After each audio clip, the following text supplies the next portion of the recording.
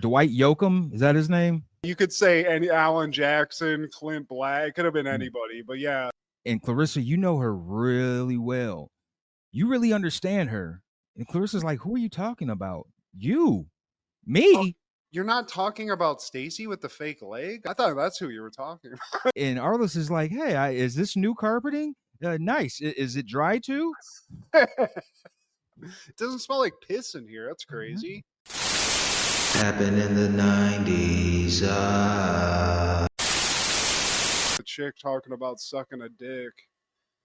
Okay. When I was a little kid, dude, full truth, Steve, I was just a very auditory kid. I had scrambled porno that I had to watch when I could, but I had the audio. So that was enough. To an NWA song. Just the chick talking. Whoever that chick is, I would love to know who that is, because I wonder if the voice matches what I'm picturing in my head, which is just that prototypical video vixen, Steve. You know what I'm talking about. What if she looked like Dusty Rhodes? She probably does. She probably looks like Sapphire, whatever her name is. No harm on the Sapphire. You know what she looks like, Steve. That's what I'm saying. It's not Nicki Minaj saying it. It's freaking Sapphire. She's not pleasing to look at. Let me pick your brain right quick, man. It's pick Matt's brain time. Now, out of these 4 90s movies that starred the late, great John Ritter, rank them in order from best to worst, or least best, put it that way. Got Problem Child 2, Stay Tuned, and Sling Blade. From best to worst. Or in my opinion, like enjoyment-wise or like actual good movie? Enjoyment-wise. Okay. Well, it's going to be all the comedies and then Sling Blade, because Sling Blade, the plot is insane. Taters and mustard. Not funny, ha, but funny like queer. But I will say, I'm going to put Stay Tuned in between Problem Child 1 and Problem Child 2.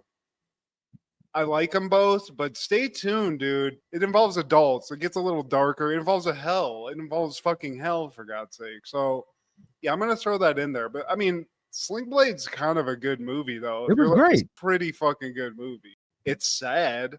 Everybody did their roles. Dwight Yoakam, is that his name? You could say any Alan Jackson, Clint Black. It could have been anybody. But, yeah. Who is the chick? The mom? Yeah, because I remember the mom being kind of like really good in it too, and Ritter killed it. So it was kind of weird to see Ritter, at least for me. It was more like a Billy Bob centric movie too. You know what I'm saying? That was a weird one, and I don't even know why I saw it more than once, Steve. But I am a cinephile, so yes. Yeah. But like, let me ask you the same question. Let me put the mirror back on you. Do you have any difference of opinion on the rating that I gave? Yeah, slightly. I would have Problem Child 1, Stay Tuned, then Sling Blade, and then Problem Child 2. Oh, wow. Problem Child 2 is going down at the bottom. I mean, I could see that. It just depends on the mood you're in, you know? Sling Blade is great. And, like, it was supposed to be serious, but, like, it was funny as hell. Oh, it's funny as hell. Yeah. Unintentional comedy about a guy who was locked in a shed his whole life. My mama buried my dead sister in a shoebox. Like, I'd be like, dude, what? Didn't that win all the awards the year it came out? It won some. I don't know about all of them, but, you know, it got some acclaim for sure. I mean, Billy Bob went full R, Steve. He went deep into the R basket. That's about as deep as you can go, you know? Sean Penn, whatever he did, too far. This is right on the money. I think John Ritter went too far in his role in Sling Blade, too. It's a little too natural. But shout out to John Ritter, though, man. He actually shares birthdays with me, 9/17, and he died on 9/11, but not that 9/11, but 2003. Damn, what a day to go down. Yeah. John Ritter, man. I just watched a couple episodes of Three's Company because my wife had it on. Even that was a killer. You know? She watches Three's Company?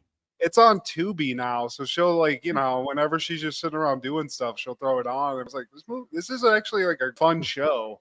Hell yeah. And especially Mr. Roper just assuming Jack Tripper's just gay the whole time. So he's like, oh, you and your kind, like those kind of jokes that you could never do anymore. It's like, this is hilarious. I love this. And then they added Mr. Furley. Oh, Jack, you're into the hole. Oh yeah, dude, John Ritter, man. That guy, everybody says it. You know, he's a great guy, and he was a really fun actor, and he was in a lot of like movies that we love. So, rest in peace, Johnny Ritz. Legend. This is Steve G and Mad G with Happened in the 90s, a show where we talk about what happened in the 90s. So get out your two cool posters and your cool Keith cassettes, because fuck the police. Fuck the police. Fuck the police. Fuck the police. And they were saying fuck Ice Cube at the time too, because I want to get into that. There's a lot I like about what we're about to talk about, Steve, but there's something I gotta defend one of my favorite rappers of all time as well. So Protect O'Shea at all costs. Well, today, my friend, we're talking all things August 14th in the 90s. Na. Starting off in 1990, NWA would release their EP 100 Miles and Running. Hey. Like an EP is out here to get you hyped for an album, right, Steve? Like this is a 5-track thing. And I got to say, listening to it again, I listened to this specifically because of one song, which is the Take it slow. Don't rush it. And before you know it, splash. Just Don't Bite It? Yeah, Just Don't Bite It. A lesson for all the ladies out there. But hearing Fuck the Police without Cube on it, and like the little remix they do, I don't like that. And I don't like all the fucking disparaging remarks that they're saying either. If you know, you know. And I was like, oh, Ren, I like you a lot, but stop it. Well, they come across as bitter exes because I feel like this is the beginning of the end for them. That's probably why they only came up with 5 tracks. When you get rid of the life source of the band, of the group, the guy who wrote for probably most of y'all, except for maybe MC Ren. But, you know, it's been noted that he wrote for Eazy-E. He might have written for Dr. Dre. Really, the beginning of the end is when they lost Q. How far after that was this? I mean, it wasn't that far. Well, he came out with his solo album in 90, and I think we're neck and neck. He's made No Vaseline like shortly after this, and then it just ended. Yeah. He killed it. So, I mean, dude, Cube, I think you're right in what you're saying. And there's things to like about this album, specifically Don't Bite It. And for me as a kid, I loved hearing ladies talk about sucking dick. It turned me on. I was a little pervert. And I love that.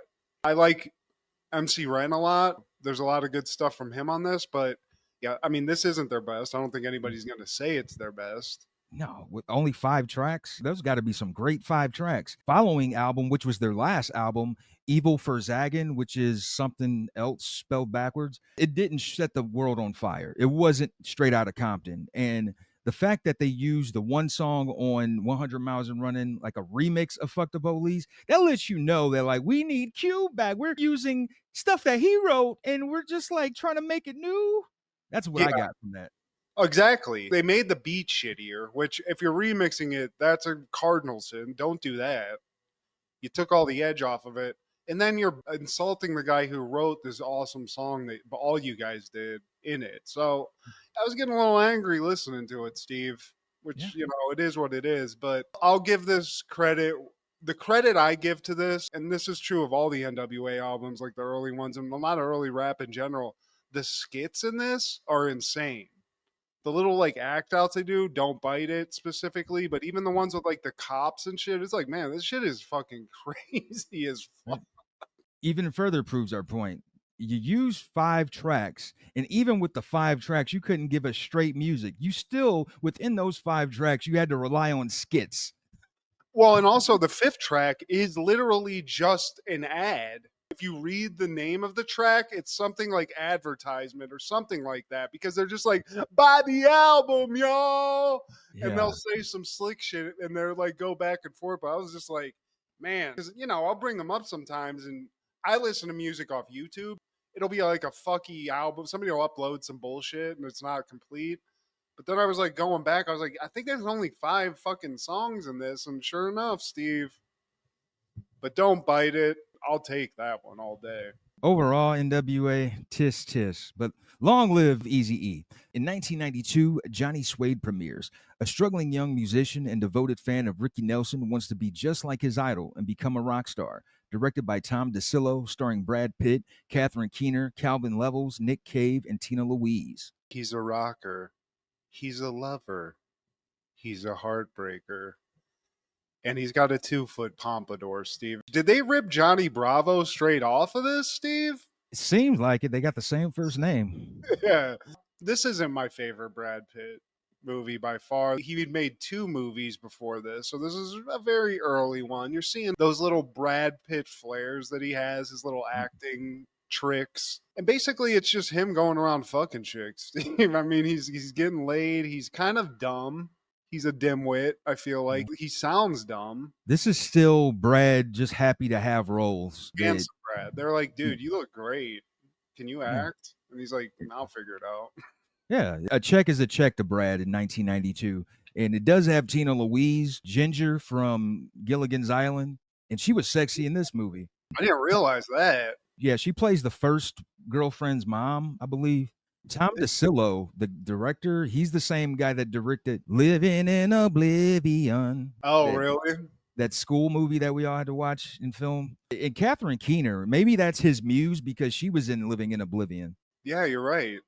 This probably is his muse. Samuel L. Jackson is also in this, Steve. I don't know if you remember that. I forgot. Yes, he is, man. Like, he was everywhere. I'm convinced there's a Samuel L. Jackson factory where they're just cloning this man.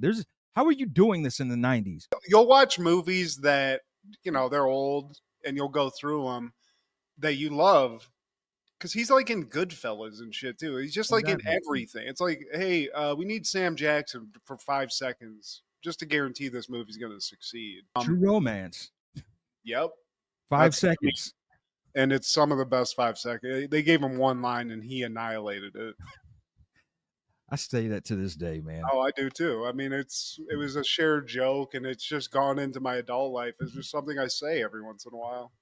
But hey, man, we're seeing a legend in the making in Johnny Suede. I will say that. On that same day in 1992, Single White Female premieres. A woman advertising for a new roommate finds that something very strange is going on with the tenant who decides to move in. Directed by Barbet Schroeder, starring Bridget Fonda, Jennifer Jason Leigh, Steve Weaver, and Peter Friedman. I watched this, Steve. I gave it a shot. Because this used to be a Jack flick for Matt. This was on some channel that showed titties. There's a modicum of titties in it. They're not great. They're not my favorite kind of titties. Steve's shocked though that. I mean, it's not always about the big titty, Matt. They can still be small and have quality titties. I mean, Bridget Fonda, she's a gorgeous woman, right? But for some reason, when you throw a ginger mop on it, it's not what's her face from Jackie Brown where I want to see those titties. It's fine. Maybe I wasn't paying attention to the plot as a kid. I was trying to see these titties. But as an adult, when I watch this, really makes me glad I'm no longer looking for roommates because I know, and you know this too, we're going to rent for the rest of our lives, but we've been there where you have to like rely on some random person, hopefully, that you're going to meet. Is like, man, I hope there's a good person. And in this case, this is a nightmare scenario, Steve. She kills everybody, and she's not even like China built. She's like a little girl. She's built like a little girl, and she's just catching these bodies. Like, can't nobody just strain the shit out of her? Like, bitch, what are you doing? Yeah, Steven Weber. This guy is like, in this movie, I don't get this guy. He's a scumbag. He's cheating on Bridget Fonda. He gets caught. Then he gets her back. And then fucking Jennifer Jason Leigh at some point makes herself look exactly like Bridget Fonda because that's sort of like the weird twist in this. This chick just goes in and starts like basically mimicking this chick she's with. And then she sneaks into Steven Weber's fucking hotel, Steve, and blows him. And he lets her finish him off. You could push her off, Steve, but he's just like, the head. Would you give yourself blue balls? Like, if she's already yeah. Well, I mean, he already got caught cheating, Steve. That's a roommate. You're gonna blow a load and be like, look, you're gonna be cool about this, right? Yeah. She's even while she's blowing him, like, oh yeah, she's gonna know you're a scumbag because you bricked in my mouth too. Oh damn. You don't remember? Okay, maybe you didn't watch this, but yeah. I did watch it. Maybe I was just in a daze. Like, yeah, talk some shit to me too when you give me head. But like all these guys, like you said, Jennifer Jason Leigh's just running fucking roughshod over him. Stephen Tobolowsky appears to be, I know he's nerdy looking, but the dude looks like he's like 6 foot tall. He gets fucking beat the shit out of. Steven Weber gets a fucking high heel boot to the eye, which I don't know would kill you necessarily, but he's dead. It was a sharp stiletto. It's a terrifying movie to watch.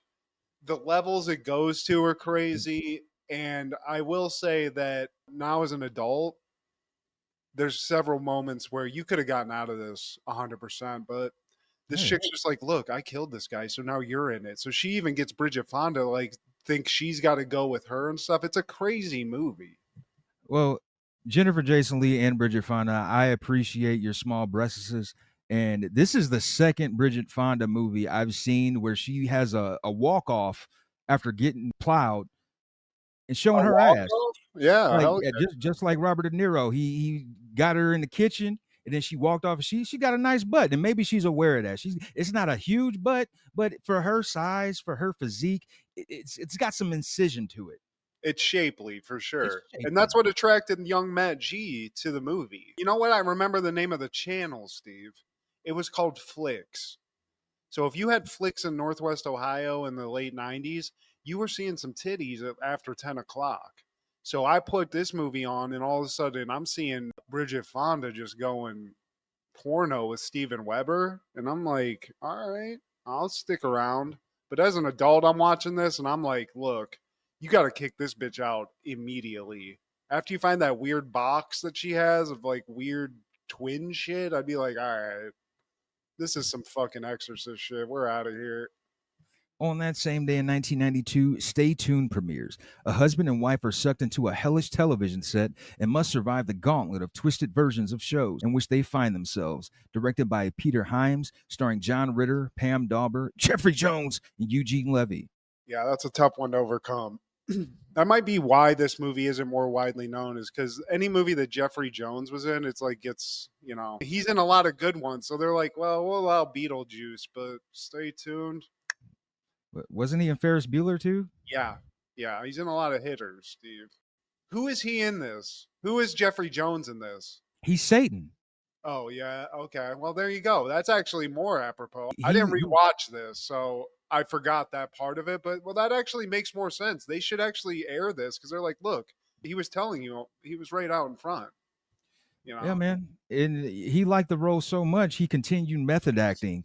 It's like, dude, the movie's over. It's been released. It's on VHS. You can stop doing. Oh no, this isn't an act. All right, Jeff, you're not Satan, bud. I always thought that this movie.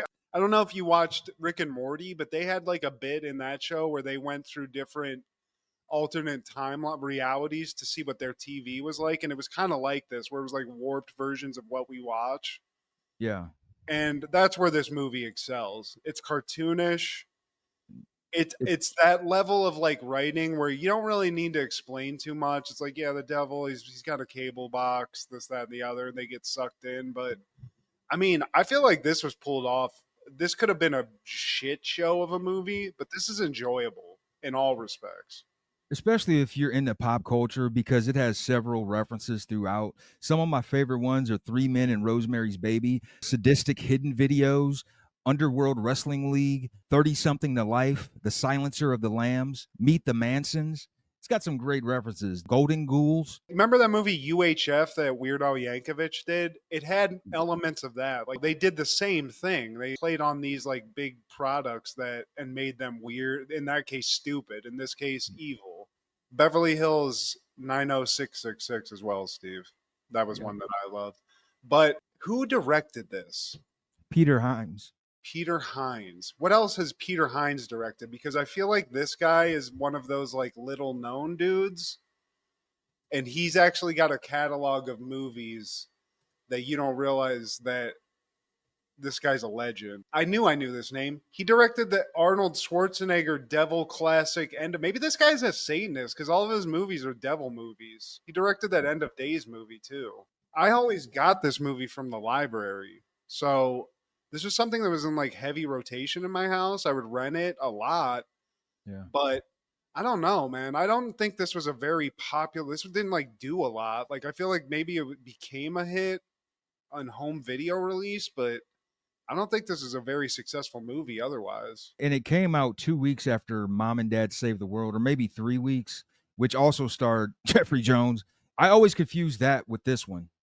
It's very similar. Maybe there's not a devil aspect to it. I think it did get lost in the sauce with that. In the 90s, like what was like a regular release in the 90s for movies? Like if it didn't catch, like it was out within like 3 weeks, I feel like. Nowadays they just go straight to streaming, but I also enjoyed at the end where John Ritter's dressed like Prince, because at that point I think he's stuck in like a music video, and Salt and Pepper, the real Salt and Pepper, they're there, and he pops up dressed like Prince from the early 90s era. He's got the head wrap and the matching like yellow outfit. Hell yeah, dude.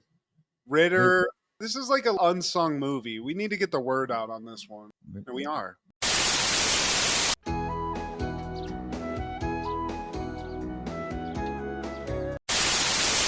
That following year, 1993, Clarissa Explains It All is airing season 4, episode 8, A Little Romance. Clarissa and Sam find their friendship in jeopardy after going out on a romantic date. It was going to get weird. See, it was only a matter of time before a relationship between a girl and a guy who comes up into a room from a ladder outside.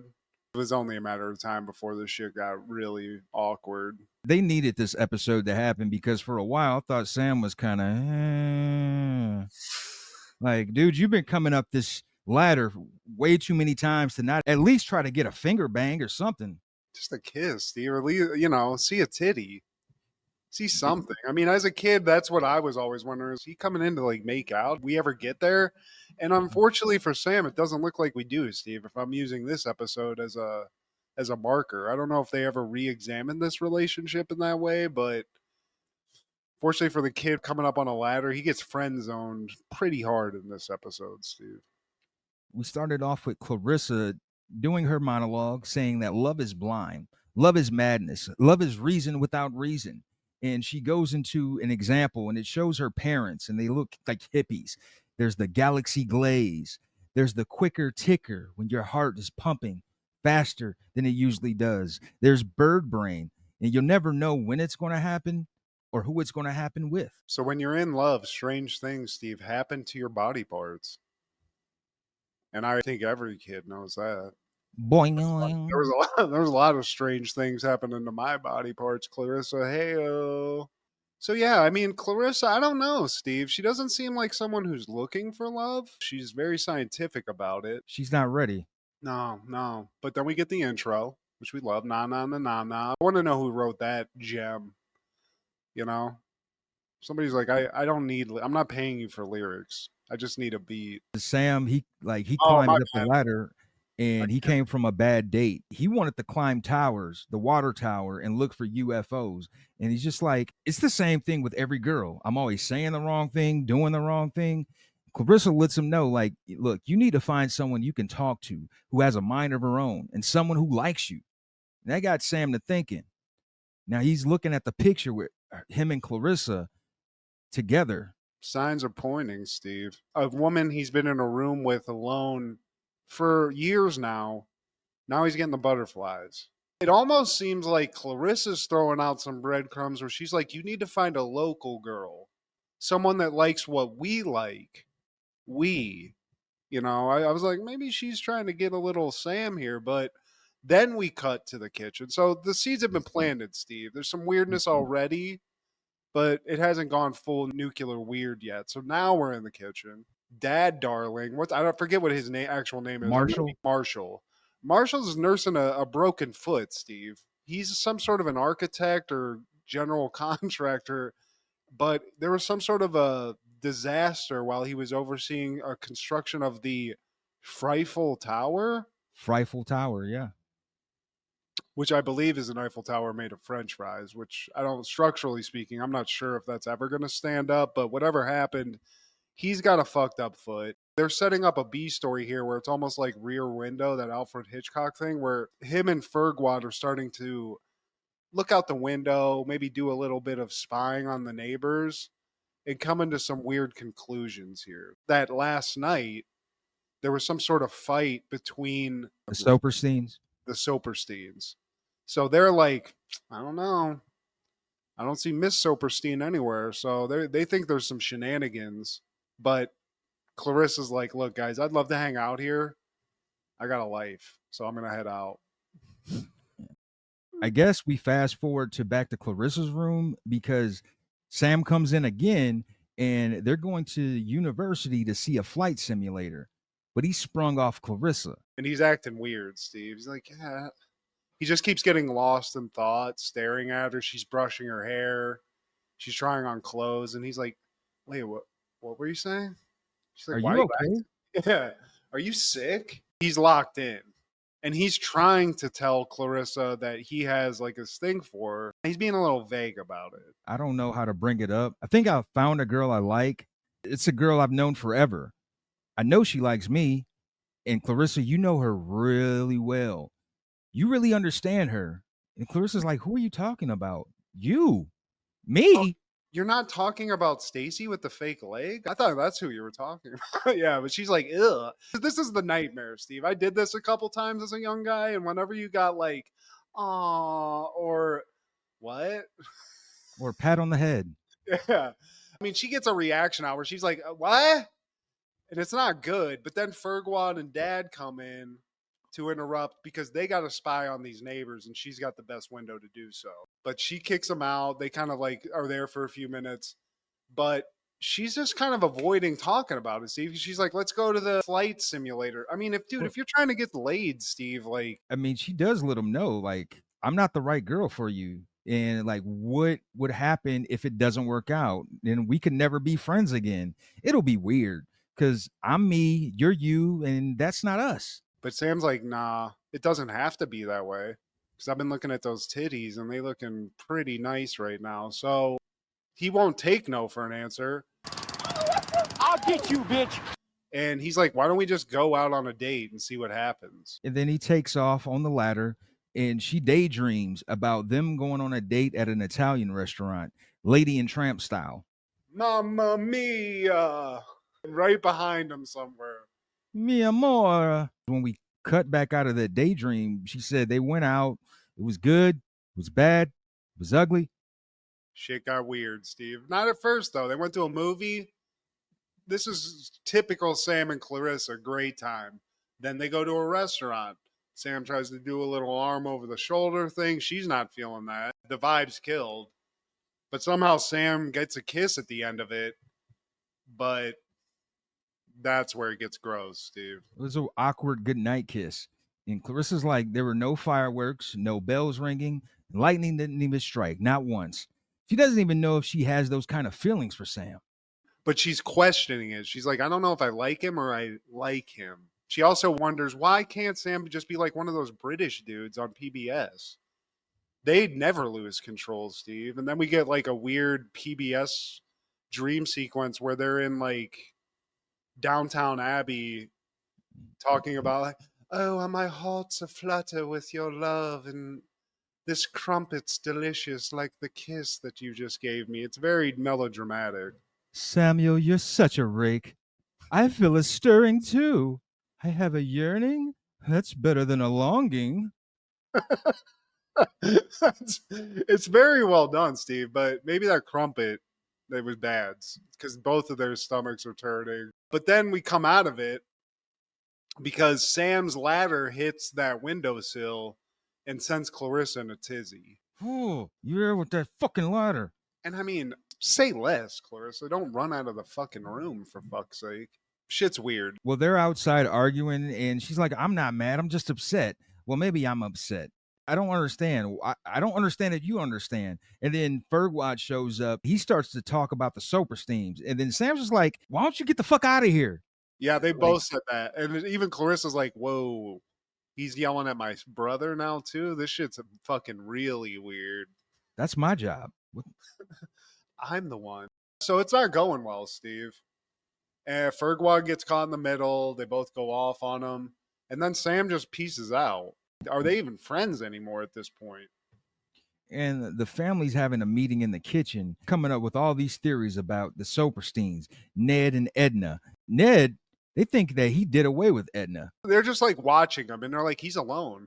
And I like the mom's like, well, why don't I just call and like see what the fuck's up? And they're like, you can't do that. You fucking crazy? He's got a glove. He's got her gardening glove. Isn't that enough for you? That he killed her in the garden. Okay. Don't you see that shovel next to the shed? Yeah, and I do like also they're sitting there staring out a window, and finally, like, I guess the neighbor looks over and they all have to like duck under the sink, except for the mom who's like, "Hey, how you doing?" You know, I do like the mom points out. She's like, "Yeah, Marshall, you do have a tendency just to like blow shit out of proportion. Remember when you thought you saw William Shatner driving around town? Remember that? Yeah. Kind of like this." They're asking, like, where is Edna? She went on vacation. Yeah, long vacation. Yeah, it's like, I mean, I've done this too, where you just like are watching your neighbors and you're like, these people are fucking weird. Like, I'm pretty sure that guy's a psycho. So I could see where this goes. At some point, Fergwad and Dad leave, which leaves Clarissa and her mom just a little privacy, just to talk guy shit. And she kind of like lays it on her mom that they went out, they're fighting. And Sam is usually one she tells all this stuff to, like all these problems that she has. And now she doesn't have Sam to do it. So she doesn't know what to do. Like shit's all fucked up. Her mom's just like, why don't you just like call him and ask him what's up? Mrs. Darling is actually a great parent, Steve. Voice of reason. Yeah, she's still weird though, because another like side story is she's been cooking these clay burgers for the children's museum. She's been putting them in the oven and everything. So they keep calling them nut bowls, and I'm like, what the fuck does that mean? Is that something I should know what it is? Because that's, you say nut bowl to me, I'm thinking a whole different thing. It has nothing to do with kids in elementary school. I don't know what those things are, Steve. On the bukkake side of the game, then the conversation that they have, it kind of gives some clarity of thought to Clarissa. She's like, you know what, from here on out, I'm just going to keep my friends as friends, and I'm never going to date them again because this shit is weird as hell. And he does come in on a ladder, so we got to get some boundaries up here. So she's got her head straight, and then we cut to her bedroom, and Steve, shit's very weird because Sam comes over, but it ain't via the ladder. He comes in the door. I think maybe this is the only time we ever see this. It seems like they both want their relationship just to go back to the way it was. Sam even says that kissing Clarissa was like kissing his sister. So I don't know if that's the best way to get back in her good graces, but that's what he does.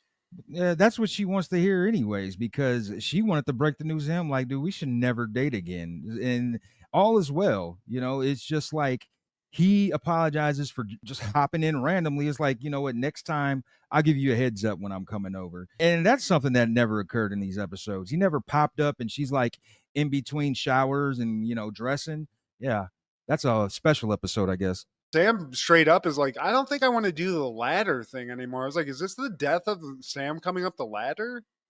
But you're right. They just like, we just need a signal. But it never even causes a problem, which my head always goes to perverted shit. But, they're going to keep it pretty casual here, Steve. And then we cut to the dad and Ferguson, and they're trying to figure out the Silverstein thing still. They think the murder's happening, except when the mom comes in, she's just talked to the lady and she's fully alive. She was just on vacation, Steve, solo.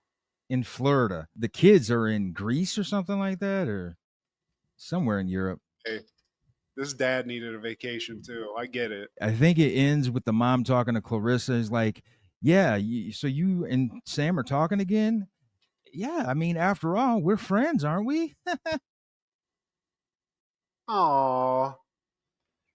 Well, it had to happen, Steve. You were right. It was coming for what, 4 seasons, I believe, and they got a kiss, and it was just gross. Yeah, we've all been there. In 1996, Arliss is airing season 1, episode 2, Negotiating. It's never personal. Arliss uses his new client, a rising high school basketball star, to settle an old score with an NBA team owner. Hilarity ensues. I love this. If you thought Arliss wasn't a great agent before this episode, which we're only 2 episodes in, but if you've watched Arliss and you're like, I don't know, man, This one solidified it. A couple of great cameos. And the beginning, Steve, this is one of the most audacious things I've ever seen. This guy, he's in a meeting. He's negotiating a contract with a Mr. Reinhold, I believe his name is. Reingold. Reingold, not Judge Reinhold's dad. And it's for this baseball guy. The owner of the team's like, look, he won one game. But Arliss is like, look, my guy needs $1 million raise because he's that good. But this owner's like, I'm good. He's going to get $750. That's it. Fuck $1 million raise. He ain't getting more than that. He's a chud. So Arliss pulls this fucking thing where he's like, he walks over. He's like, okay, say la vie. Let me go talk to my guy real quick. Talks to this Mexican baseball player who I think is playing like Game Gear or some shit while they're doing this negotiation. The guy goes over and signs a contract, Steve, and then takes a nice, really fat, hot piss all over the contract and the baseball team owner's desk, which that's outrageous. I didn't see it coming. And on his face. He gets everywhere, dude. I mean, it's a solid, like, he must have been holding this shit in for a good half a day at least, because he's taking a horse piss on this guy's desk. It's crazy. And Arliss is just sitting there like, oh. We see Brent Barry and Arliss, I guess that's one of his clients. He shows him like, hey, I got a national endorsement for you. And he shows him like these Ricky Waters nose pads. And he's like, dude, I got to talk to you. That's what Brent Barry says. Yeah. He's like, look, man, we've been friends for a while. And, you know, you've been my agent. I'm thinking about changing agents. And Arliss is just like, dude, we've been together for this whole time, man. I started with you from the bottom. Well, at least from the beginning of this contract. He's like, look, dude, the team owner said that I got to get rid of you in order to get this extension. So now he's definitely feeling a certain way about Reingold. Yeah. He's persona non grata. And I think they even kind of like say something about this where it's like very complicated enough. But when this guy owns multiple teams, then you fuck yourself. So Reingold, he's got the leverage right now, Steve. And he's taking Brent Barry out of it. I love seeing Brent Barry. He's cool. Nice, lovable nerd. This guy got a nice hot yes on his desk. And I guess him and Arliss already had some bad blood judging from that meeting. But now it's gone nuclear. He's trying to get Arliss out of the business, basically. And Stanley lets Arliss know, like, look, man, this is getting old real fast. We're losing clients. You have to make it right with Reingold. He owns 3 franchises and cable stations. He has too much power. And I don't know when Kirby started wearing glasses, but he's definitely not in these early episodes. Yeah. Well, and also another thing is like the bad blood. He owns all those things, but Reingold's telling anybody who's on contract with him that if they have anything to do with Arliss, they will not get paid. So that's crazy. It's like, well, what the fuck am I supposed to do now? That eliminates a lot of your shit. So that's going on. But Arliss has a little hidden gem in his employee deck here, Steve. He's got Rita. She's the number one. I think we all know that. She's killing it. Stanley and the other guy, they're fine. But she's like, look, until you show the whole sports world that you can fuck Reingold as hard as he's fucking you right now, the wolves are just going to keep circling here, and we're done. You know, she's kind of motivating him to get the fuck up. You need leverage. And then she said, like, oh, I got an idea. There's this kid named Shaler Hamlin, and he's a high school prospect. He's got all these contract offers. He's got endorsement deals already. Reingold, he wants Shaler. The key to get to him is through his mother. Yeah. And she actually got this from her little best buddy, Hannah Storm, who I remember from TV back in the day. So she's getting the scoops. She's putting them on game here. So really now the sole goal of this whole organization is get this kid. He's got to charm the kid's mom. As they're going through like the facts about him, because this apparently he's an unknown, Steve. This kid's averaging as a senior a quadruple double. I've never even heard of such a thing. Which is insane. Yeah. He's got Nike, Reebok, and even car dealerships trying to work with him. He's about to be paid as fuck. So Arliss wants to get in on that gravy train. And he's like, I need an in. It's nice we know this, but I got to find an in. So we cut to a church. And we get a fun cameo here. I love seeing George Wallace get some work. Funny comedian. Deacon Henry. Deacon Henry or Henny or whatever his name is. And he's basically like, look, anyone that wants to get in touch with this kid's mom got to go through me. So you're coming to the right place. He's not the manager, but he's kind of been entrusted as like a consigliere by this family to just sort of be there to help them get through dealing with all these devil people from fucking the sports world. So Deacon, he needs a little push, Steve. He's a man of God. And he seems like one of those slick men of God. I was like, a little extra on the plate, please. You know, he's trying to get that Cadillac. The next scene, we see Kirby on the keys. He's actually got the choir garb on and everything. We find out that he's not even playing the piano. He's not even on the organ like that. From what I was guessing and watching this, I feel like they bought that organ, Steve. Like Arliss came, he got the church that new organ, and that's how they got that connect. It's not just showing up and having Kirby be like, doing all like being in the choir and shit. So the deacon, he's happy, and he arranges a dinner at the kid's house to meet the mom, meet the kid. And that's where we go, Steve. And we see this hilarious thing where Arliss, this very uptight white dude, coming into this black-like dinner, and it's a lot of food that he's not used to. Let's put it like that, Steve. Some good soul food. He's not feeling it. He's really apprehensive about taking a bite. Kirby, on the other hand, he's knee deep in some soul food. You want some of them yams, them collards and neck bones? He's loving it. We also see the kid. I like that they just have the kid piecing up Kirby, just playing basketball while they're like talking to the mom and stuff. The mom, what is the last name? Halloman.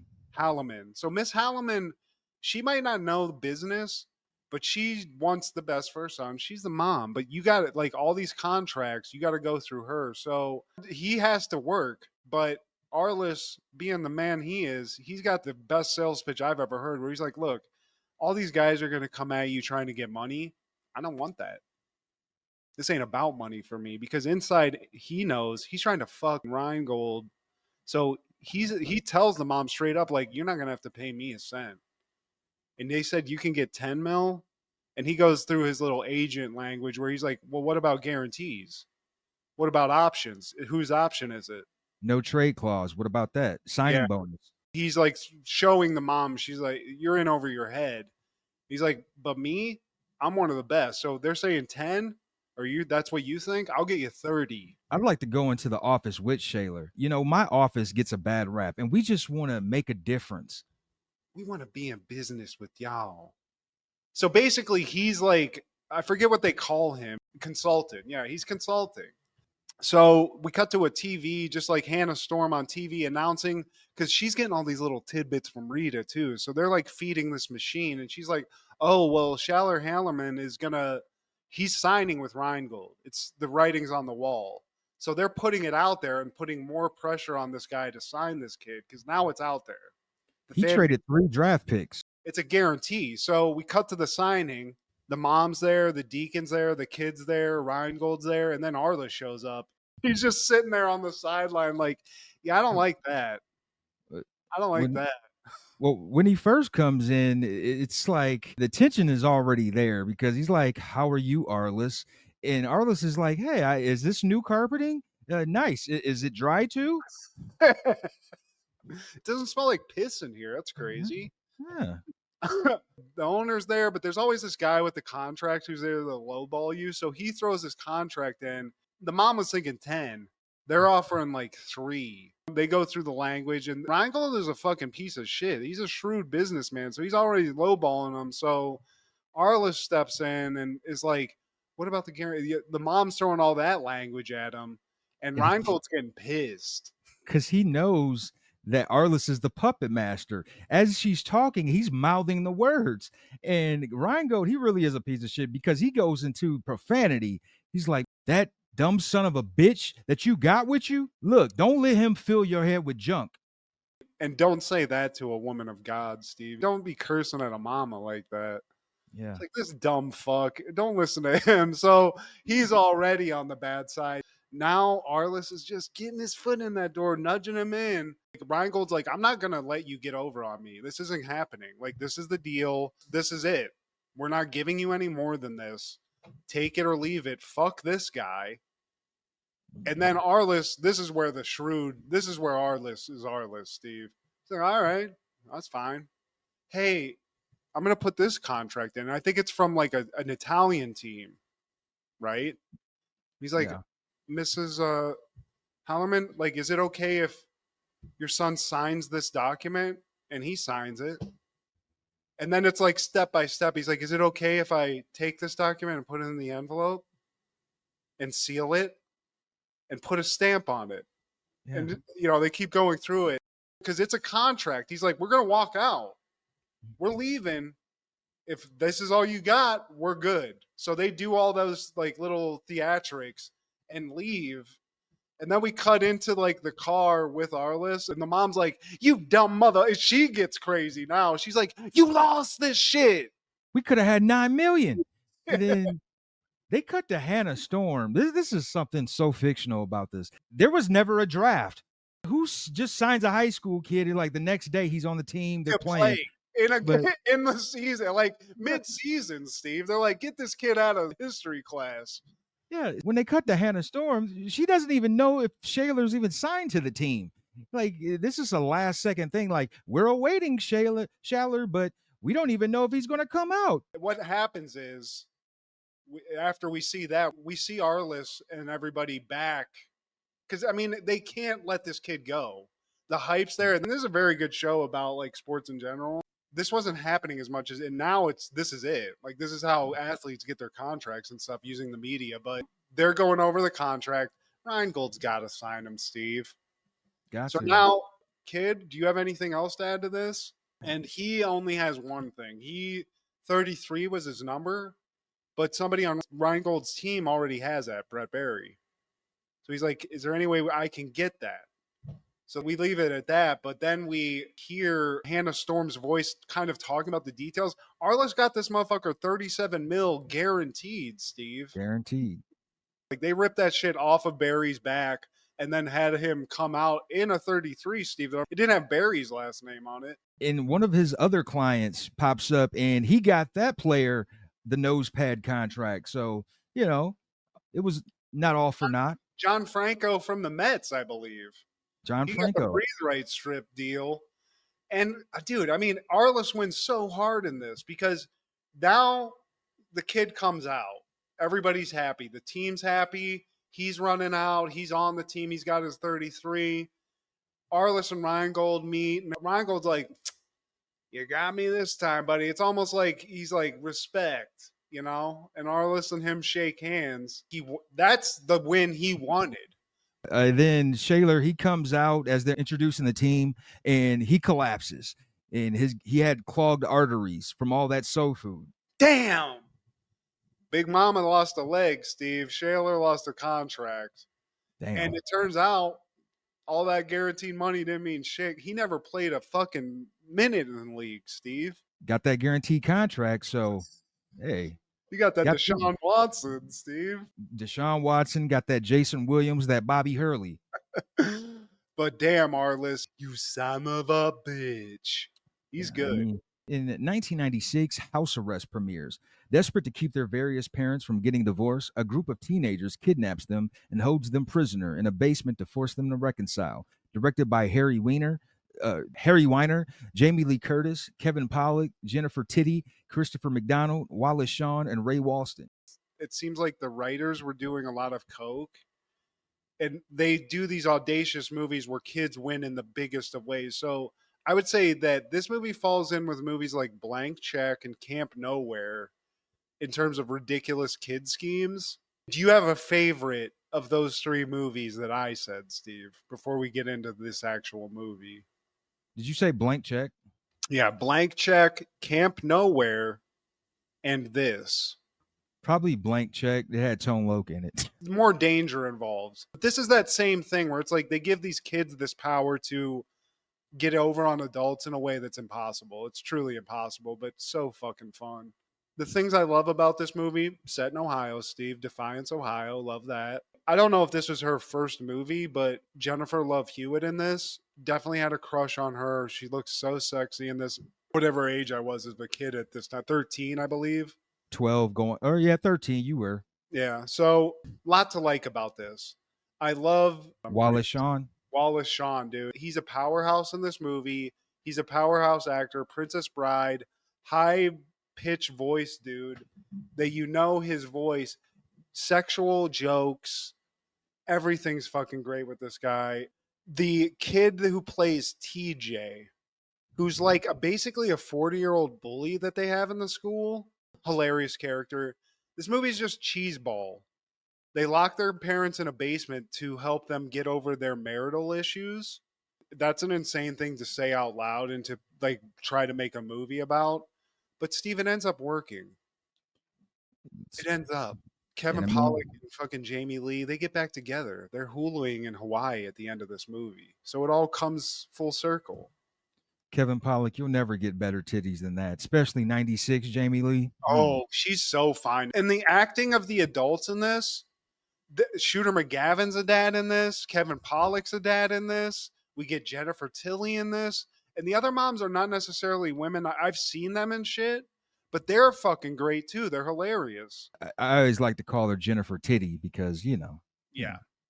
She acts young. She's like a mom who wants to be like her daughter. So she's always like this. And even Shooter McGavin makes fun of it. See, as a kid, I was like, you know, sympathizing with these kids and just being like, yeah, dude, these kids are getting over on these adults. Fuck parents. But as an adult, when I watch this, I'm just concerned about the amount of property damage these kids are doing to that house.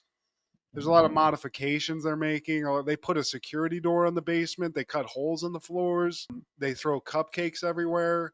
And there's a lot of funny moments where the main character, Grover, who's sort of like the mastermind of this, who gets all these other kids involved, gets overwhelmed by all the stress that he's in and just turns on some like punch dance music and punch dances his rage out and like rides a bike emotionally. And it's what I remember loving as a kid. It's stupid. It's dumb. It doesn't make any sense. But when you watch, it's like, this is the most cheesiest shit I've ever seen. And I'm here for it. In 1998, How Stella Got Her Groove Back premieres. Stella is a highly successful 40-something San Francisco stockbroker who is persuaded by her colorful New York girlfriend Delilah to take a well-deserved first-class vacation to Jamaica. Directed by Kevin Rodney Sullivan, starring Angela Bassett, Taye Diggs, Regina King, Whoopi Goldberg. I forgot Regina King was in this, but Legend. something I've never understood this about this movie. You know, I know she's a workaholic. She's busy. She's a stockbroker. But Stella Angela Bassett, why does she need any help getting her groove back? Thank you. Why do you have to go to Jamaica? Like, you're not going to convince me that she can't find a man in the United States, especially like, even I don't care what age she is, even now. Yeah, I mean, are people just not throwing themselves at you? You're a rich, beautiful woman that anyone would want. So Taye Diggs, he's having a good time in Jamaica. I mean, damn.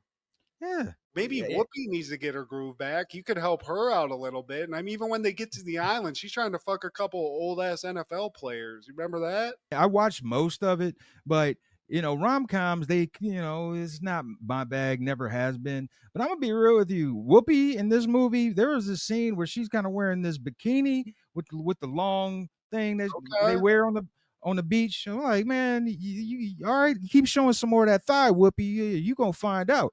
But this is something that annoyed the fuck out of me. Taye Diggs' character is named Winston Shakespeare. Who the fuck in Jamaica is named anything Shakespeare? Like Winston Shakespeare, you did that just to piss me off. That's a tough, like, hey, meet my new boyfriend. He's a young kid that I met in Jamaica. Oh, what's his name? Winston Shakespeare. Like, are you dating a porn star? Yeah. Fuck. What kind of shit is that? Yeah. I mean, this was a movie not for us, Steve. You know, this is for the middle-aged ladies, but I remember this. And that's the question that I've always wondered watching this. You know, I get old ladies get all, you know, they get busy. It's hard to meet a guy. Stella, literally walk down the street 10 minutes. You're going to get 15 guys throwing themselves at you. This was my first time watching it, and I wasn't prepared for, spoiler alert, Whoopi Goldberg's character dying. Yeah, that's a left turn.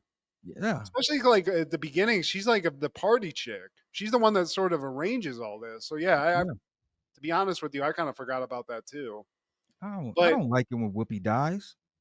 nah, dude, she's supposed to live so she can talk to ghosts for Yeah. us, not the other way around.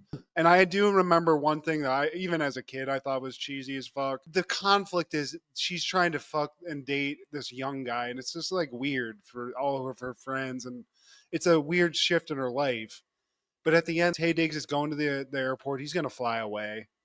And then they meet. She surprises him, and they embrace. But then they just embrace until the airport closes. Now it's like they stay in one place and just hug forever. It's bizarre. Yeah, that's that cheesy rom-com shit that I just makes my stomach turn.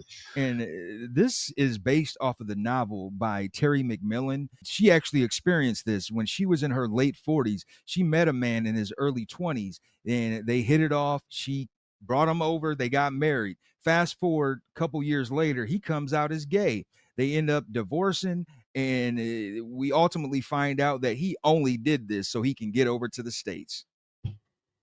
Shame on him. Son of a.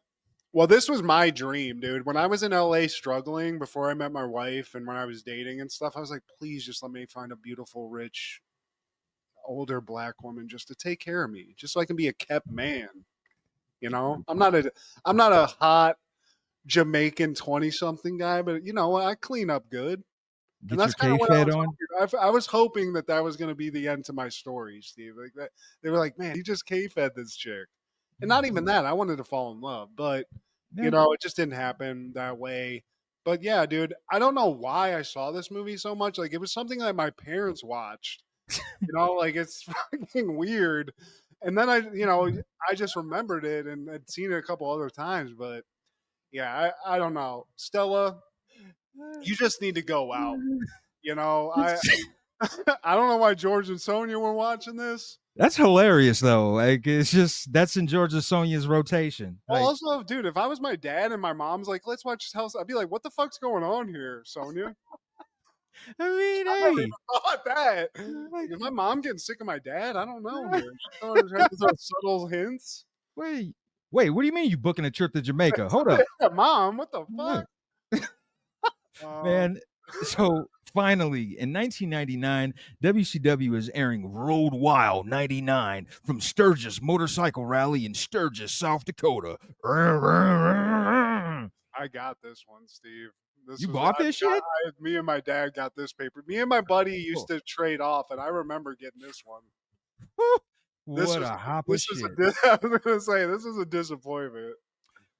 Reason 1017 why Vince beat y'all's ass. You had your pay-per-view in Sturgis Motorcycle Rally. I don't even think Vince ever entertained South or North Dakota in his tours. I don't remember him ever having anything in South Dakota besides the 4 fucking president heads. What else is South Dakota? Why would you this is really the auto zone of wrestling promotions, I swear.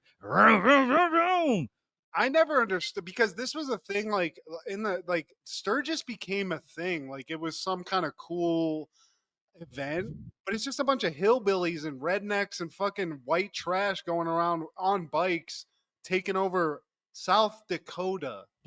Yeah. Fuck are we doing here, guys?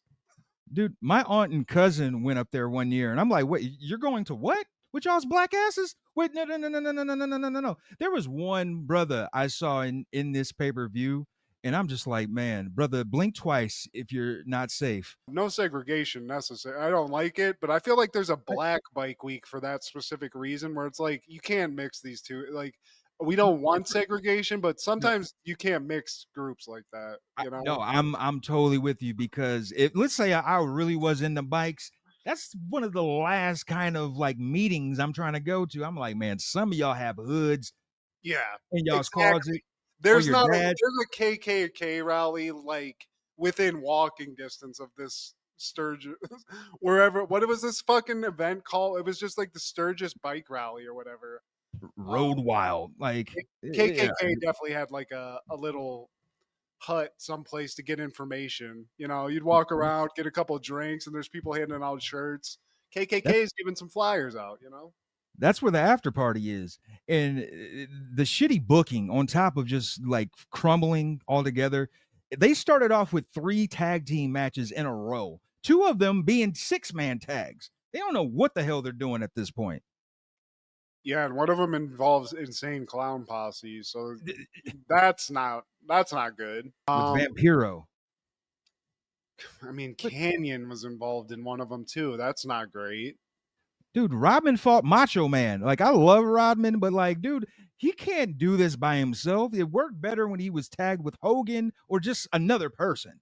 I guess Bam Bam fought fucking Lawrence Taylor one-on-one, right? But usually they're paired up with somebody just so you can watch some wrestling and not some fucking stiff ass. I mean, all credit to Rodman. He's an athlete. He's not a wrestler. There's a difference, man. So the only thing you're getting is like maybe a couple hammer fists. Maybe they taught him how to do a suplex. But I always hated these fucking matches where they're throwing like Jay Leno in. I mean, that's why they fucked up and they didn't beat WWF. But as a fan, I was like, what are you doing? Can we just watch NWO? I just want to see NWO. I want to see Buff Bagwell. We got to see Buff Bagwell, but he was fighting Ernest the Cat Miller, which is another guy I never wanted to see. Yeah. Ernest the Cat, he couldn't wrestle either. You just kick and do his dance moves, man. The best match on the card was DDP versus Chris Benoit, and unfortunately, Chris Benoit won. So ever since the shit happened, well, really just recently, man, I'm kind of like, man, fuck him as a wrestler. Like, I used to give him props as a wrestler, but it's like, man, fuck everything Chris Benoit, dude. The more I think about it, dude, watching these retroactively, I want you to lose everything, dude. You killed your wife and your son. Yeah, rotten hell, honestly. Like, it's just not. I was never a big Chris Benoit fan anyway. Like, when he was in the Four Horsemen, cool. He was in the Four Horsemen, right? I'm not making that up. Yeah. So like when he was in a group, cool. He wasn't a good mic guy. He was a lunatic, and he looked the part. I love seeing him go off the top rope and headbutt guys and shit like that. But yeah, I'm the same way, dude. He wasn't my favorite. He was never my favorite. But when you watch it now, it's like, ugh, let's just fast forward this bullshit. Can't y'all CGI for him to lose everything? But another thing, dude, the main event was a retirement match between Hulk Hogan, who's not Hollywood anymore, versus Kevin Nash. And why do y'all do these retirement matches? You know, Ultimate Warrior, Randy Savage didn't finish shit. Shawn Michaels versus Ric Flair didn't finish it. And we know good and damn well neither of these wrestlers retired after this match. I always thought maybe, just thinking out loud, that maybe whoever lost the match, it was known that they needed like a 2-month vacation or something. So they were like, all right, you're going to retire. You know, you're going to lose this one. You get to go to Hawaii or whatever, do your shit. But yeah, I mean, at this point, this is a dying company, Steve. You know, they're on the way down. They're trying to get asses in the seats by putting Rodman and fucking ICP in the shit. And it's not working because the rest of the product's trash. Yeah. The storylines are trash. Hulk Hogan going back as just a baby face now. They don't know what to do. They're lost at this I don't know point. what to do, guys. Hulk, what else can you do? Can we get some high flying moves? Like, I don't know, brother. I'm going to just be good again. Get the real American song out of Yeah. Oh, my God. And they played that shit after he beat Kevin Nash. I'm like, dude, Vince, hurry up and buy this shit. I don't remember. Was Sid Vicious versus Sting good? Because I feel like that has the makings of a good match. Considering the talent, no. Everything, including the main event, everything was a shit show. The only thing worth watching was the Chris Benoit DDP. So, like, he's an American. Fucking dude. It is crazy how quickly. This is a lesson for people that own a business in general. Like, you can be cruising at the top where everyone's university. Like, this is better. Like, for a while, I was like, WCW is way better than WWF. 83 weeks. You know, exactly. There's a podcast about it. Shout out Eric Bischoff. But it can go so badly as long as you stick in there. It can just drop immediately, and that's what happened. They just dug deeper into the NWO thing. Like, you have a great idea. Figure out a way to find balance. You can't keep adding more people from the roster to NWO. Then it's just going to be all NWO and dick and fart jokes. Yeah, and that's where I feel like what that was the beginning of the end when they just kept going. They were like, oh, here's another group. And now guys are just going one back into the other. It's just like, all right, guys, there's only so many shirts I can buy and so many finger little things I can remember at this point. This is done. Yeah. DX is just killing it right now. I got to go back. Yeah. R.I.P. WCW. But what are the callbacks this week?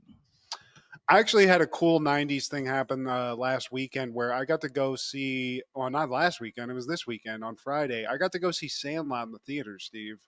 Yeah. And I got to say, it's something about going to see these old 90s movies, especially the ones that we really love. Like Sandlot's got a huge place in my heart because I was Smalls. I mean, I was a combination of Smalls and the Fat Kid, the Great Hambino. But it's a movie about a kid moving to a new place in 5th grade, being an outcast and finding friends. And like, that's what I wanted. This was happening to me as a kid. And to go see it in the theater again and getting to experience it in the theater, like as an adult, it's still just as good. It's a great movie. And it's something that I feel like people of our age, when you get the opportunity to go see something that you love from your childhood in the theater again, it's a different experience. You know, and it was cool that they also had 3 guys, Smalls, Squints, and do like a Q&A at the end. I mean, they were there. The MC sucked ass. Me and Kendra both. It was so cringe, dude. Hearing somebody who is just a douche, he sounded like somebody who does like up close magic to you at a fucking like restaurant. But every question when they would answer, he'd be like, oh, I like that. It was just awful, dude. It was just so bad. And then he kept this loser of a guy. I don't know who this guy is. He doesn't do anything. This is his job. But every question he would ask also, he'd go, oh, here's something I get asked all the time. Like there's just people coming up and asking him questions about the Sandlot just regularly in his life. So we were sitting there like, oh. Like, who are you? Like, why would people ask you about Sandlot? You're not even in the movie. Please like, share, subscribe, and comment. Please tell your sister, fuck the police. Fuck the police. Check out Crushgasm every Wednesday with Kendra G, as well as our guy Clark the Shark on Podcastle and Wrestling with Ronzilla on TikTok. This is Steve G and Mad G with Happened in the 90s. Matt was the fat kid, Steve was the flat kid. Life wasn't always great, but you know what was? The 90s. Happened in the 90s. Yeah!